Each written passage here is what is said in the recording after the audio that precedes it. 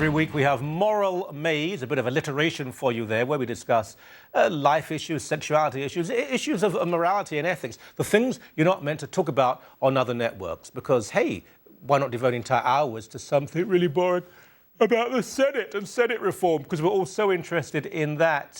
Lisa Globe joins us from Campaign Life Coalition. Now, you got into trouble again.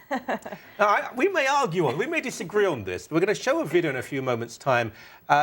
So just to set this up, you were, what, just walking around, putting graffiti on the street? We were using sidewalk chalk on the public sidewalk. Yeah. I was with my group of activists, and it was a Friday, and we usually do activism then, and we decided to take it easy that day and just, you know, arouse discussion with simple sidewalk chalk instead of using the graphics, instead of going in front of the portraits, just displaying messages. In the U.S., they have National Pro-Life Chalk Day, which is where I got the idea. Okay. And but wait, what was the message that you chalked on the street? Adoption, not abortion. Women regret abortion. 300 babies die every day from abortion, things like that. All of that is entirely valid, but it was in front of a pub? Well, I mean, obviously, when you do it on a public sidewalk in Toronto, you're going to be doing it in front of businesses. Okay, they're the... So that's what, I mean, what you said was fine, but we're going to have a look at a video now of what actually happened, because it seemed to me that there was an assault. But can we play that video now, please?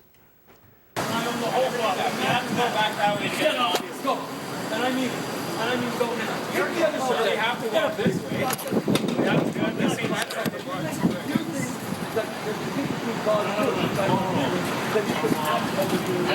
Hi, how are you? How do you do? Very good. You're filming us without permission. And it's public property. Feeding? No, it's not property.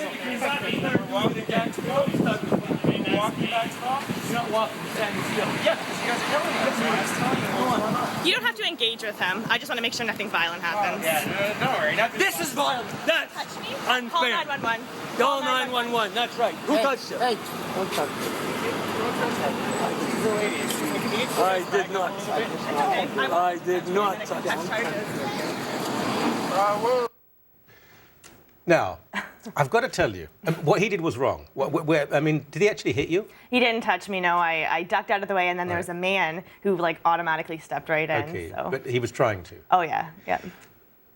The thing is, the guy is running a pub, and, you know, he's trying to make a living, and he's concerned, whatever his views on abortion, they're irrelevant, that you doing this here will make it look as though he's put them there. Can you not understand his frustration? Oh, I doubt people would think that he put them there. I mean, it's all along the sidewalk as you're walking by. It's not just in front of his pub. It's like all the way from church to Yonge and beyond. So, I mean, and people were seeing us doing it, which is why they were stopping to talk to us.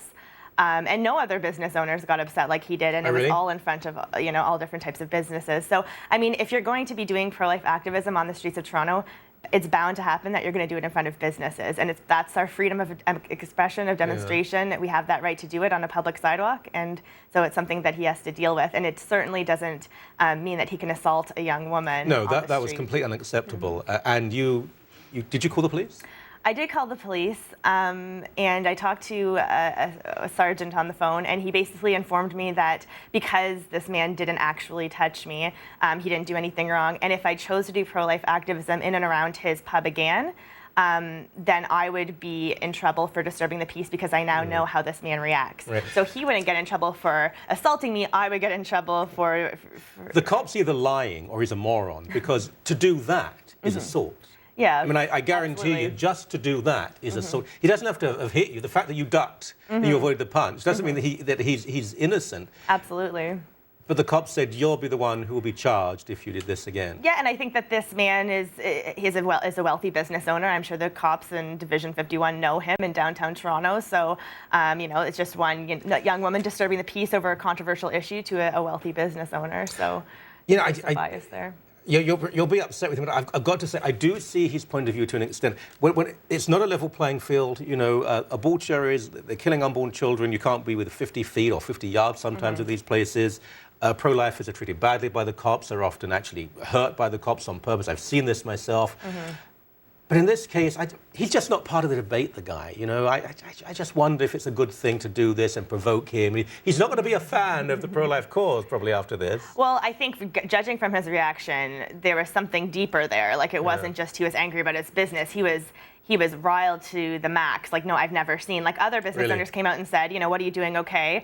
Some people, you know, wash it off. We wouldn't provoke him, but he was obviously crazy. Like, he chased some of my activists down the street. So nothing that you do on a public sidewalk deserves that, I don't Let's move on to someone who's obviously incredibly sane and bright, and that is Justin Trudeau. Now, Justin Trudeau, if you're a Liberal, fine, you're a Liberal, but it's hypocrisy I can't tolerate. Justin Trudeau has sent a letter of congratulations to World Youth Day, which begins today, I think, in Brazil. There'll be, I don't know, hundreds and hundreds of thousands, because no one cares about the Catholic Church anymore. The biggest gathering, I think, in history was the Philippines at a World Youth Day. Of course, not as many as people as at the Pride Parade, with 42 billion. But Trudeau sends out a letter of congratulations, but Trudeau is pro-same-sex marriage, pro-abortion. He stands for so many things the Church opposes, but he sent a letter of congratulations. He sent a letter of congratulations, and he tweeted out a picture of him as a child with his father with JP2, and he's in support of JP2 Day, April 2nd being a JP2 Day. What a disgrace. So yeah, we basically did an open letter, videotaped it, and sent it to him, asking him how he consoles doing this with his views on abortion, on same-sex marriage, on saying that the Catholic Church is full of old men with old ideals that we'll have to back away from. I mean, we've spoken about it before on the show, and he's just trying to get the Catholic vote. And the worst part about it is that Catholics are actually listening and believing, and they actually just they see him with this picture, and all of a sudden, oh, he's Catholic, but they don't actually understand what he stands for. Do you think a bishop or two should say to him loudly, "Sir, your immortal soul is in danger. You shouldn't be receiving the Eucharist until, in public, you get out of this state of scandal and say, I apologize for supporting the killing of unborn children and the destruction of marriage. I will change my ways. Until you do that, you will not receive communion." Do you think a bishop might do that? Absolutely, and they do it in the States all the time, so why don't they do it here? That's what I want to know. They do it with... Do you think it's going to happen? I mean, I hope so. I hope so. Yeah, I hope rainwater is beer and I can eat all the chocolate I want and not put on any weight. But it ain't going to happen, love, is it? And they don't do it they hardly ever do it in the States. I mean, in Boston, the Cardinal did refuse to go to an event with the Irish Prime Minister, who's now supporting abortion, but generally... I don't know why there is this fear, but however, politicians can sometimes do the right thing. Governor Perry in Texas, even though people supporting choice went along carrying used tampons, urine and feces to throw at pro-lifers in the name of democracy, Perry passed this legislation, which is really fairly moderate. Yeah, it's just a late-term abortion ban after 20 weeks when the fetus can feel pain. I think the biggest concern was making the clinics have the same standards as surgical centers, which would make them go through a lot of renovations, cost tons of thousands of millions of dollars. So basically, you know, Wendy Davis, who did an 11-hour filibuster when it was first voted on, said that it would close down like 40 of the 45 clinics, which is very extreme. But basically, yeah, it's fairly moderate. It's just a late-term abortion ban. The majority of abortions happen in the first trimester, but it's definitely a good starting step. But what's most shocking is the counter-protesters. And actually, this legislation is pretty much what most of Europe has. Britain and Germany and so on. So it's in no way stopping abortion. It's just it's actually making sure that abortion and the places where this happens, that they're clean and they have certain surgical standards. Just wanting that led to abortion supporters being prepared to throw, as I say, used tampons and crap, feces, at their opponents. In the name of moderation. And just some of the signs are just bizarre. There was like this 15-year-old girl, and she was holding up a sign. I don't know if I can say it on television, but she said, you know, Jesus isn't a dick, so get him out of my vagina. Isn't that lovely? Isn't that lovely? And hail Satan as well. They were shouting, hail Satan, no rape babies. How about no rape? Good to know who our friends and enemies are. Thank you very much. Thank you so much, Michael.